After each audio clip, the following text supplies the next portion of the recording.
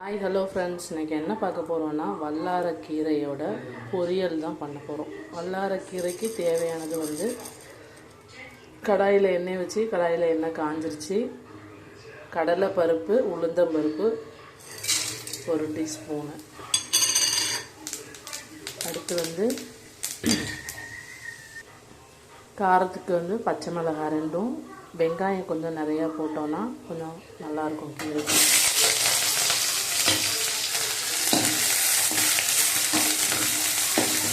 இதை நல்லா பொன்னிறமாக வெங்காயத்தை வறுத்துக்கணும்.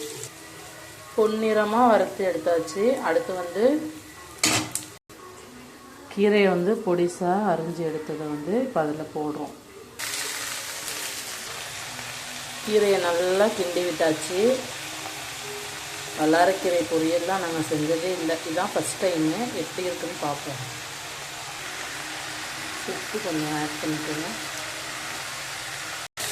இந்த கீரை வேகிறதுக்கு ரொம்ப நேரம் ஆகும் போல், எனக்கு தெரியல, இதுதான் ஃபஸ்ட் டைமு. இன்னும் வல்லாரக்கீரையில் என்னென்னலாம் டிஃப்ரெண்ட்டாக டிஷ்ஷு செய்யலான்னு நீங்களும் எனக்கு கொஞ்சம் கமெண்ட் பண்ணுங்கள்.